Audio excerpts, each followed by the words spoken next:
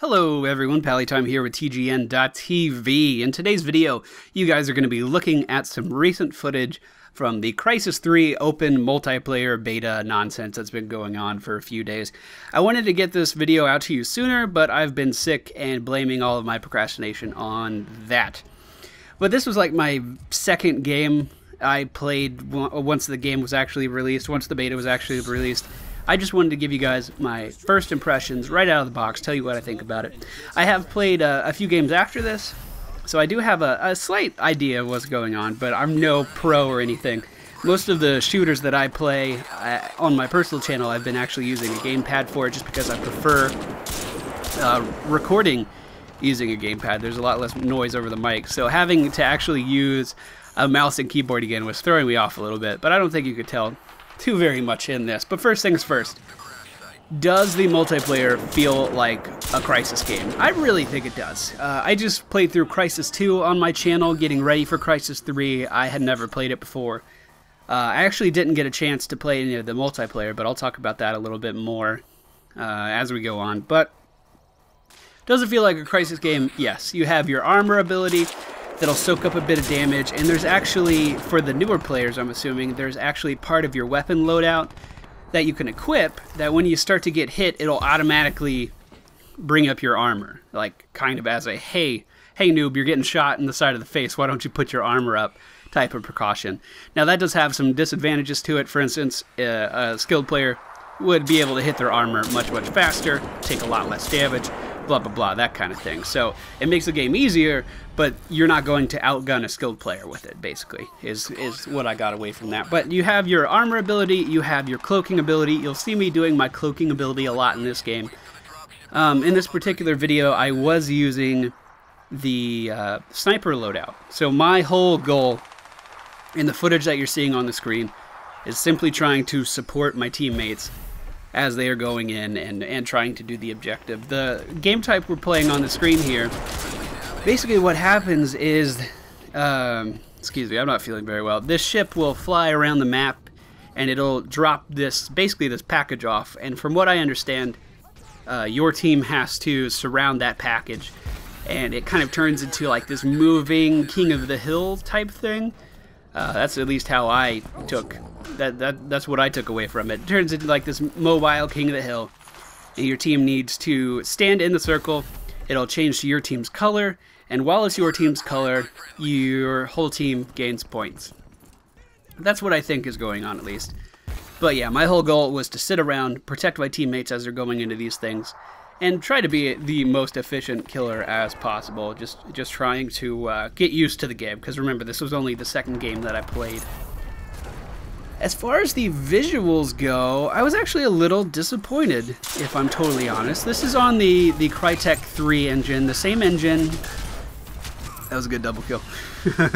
Motherfucking Pallytime style, going in fists ablazing. But it's actually on the Crytek 3 engine, which I believe Crysis 2 was on as well. And it's probably just because it's a beta, don't get me wrong. Probably just because it's a beta. But everything in this video is running on very high.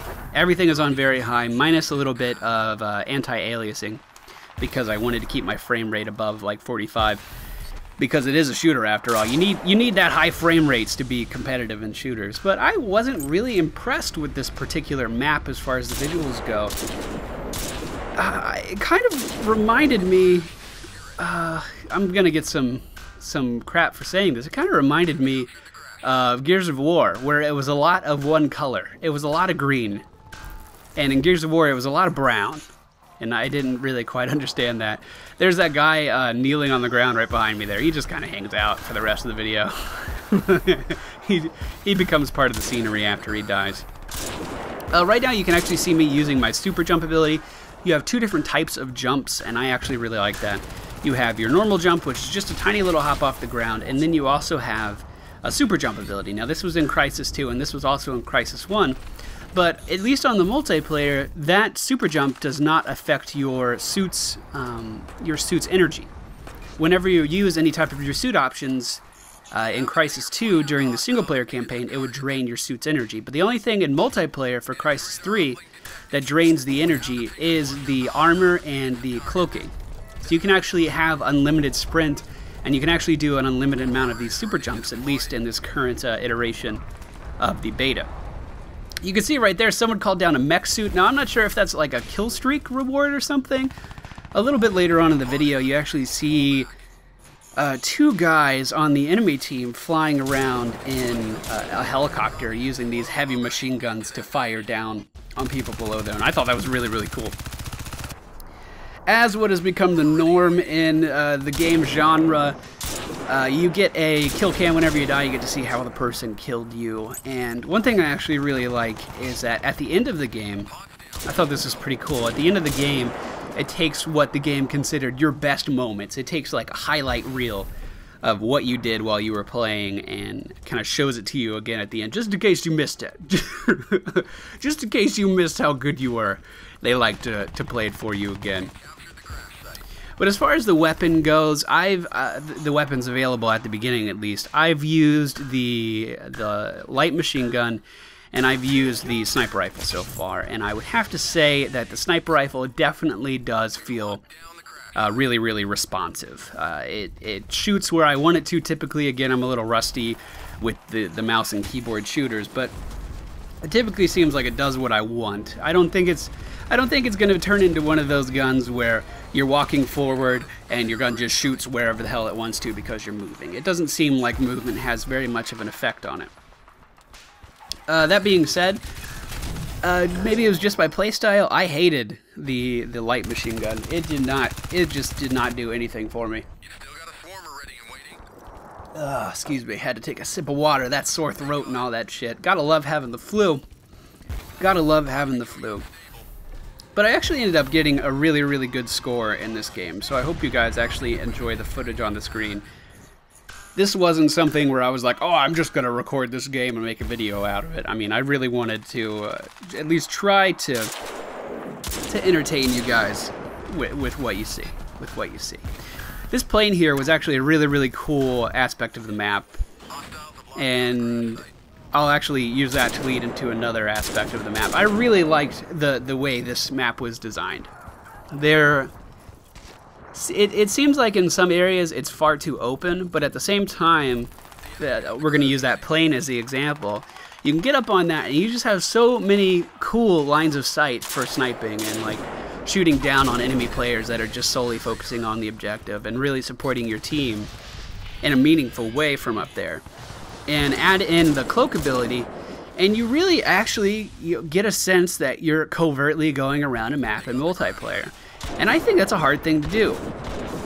For instance, in the newest Halo, you can get this cloaking thing, and in Halo Reach you can get this cloaking thing, but it instantly comes apparent to anyone near you that you're there. Whereas in Crysis 3, as I'm cloaking around the map, at least as far as I understand, and again, in this particular build of the beta, the only way that people know where I am is if they happen to see my armor like shimmer. You can see people moving around in stealth because their armor like gives off a slight shimmer if you look at them. And I think that's pretty cool.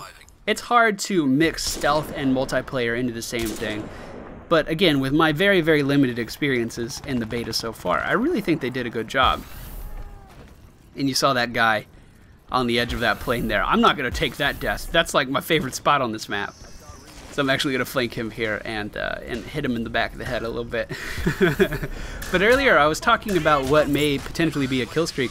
It's that jet right there. I mean, there's just 2 guys hanging out in there just raining down destruction. I thought that was really, really cool. But I've also seen that thing rolling around all over the place. So again, that may just be a lack of my game knowledge.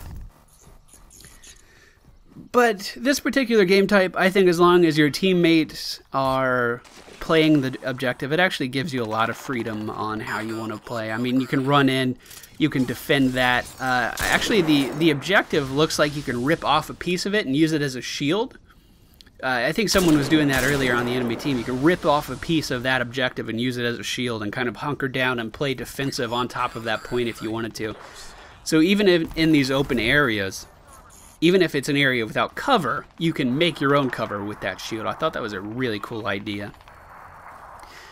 But again, just talking about the cool lines of sight, I mean, from this airplane, I'm pretty much able to cover every little aspect of the map. And you're going to see this guy here is trying to avoid some enemy fire there and running directly into me, and didn't see me until I shot with my cloak. I didn't explain that, did I?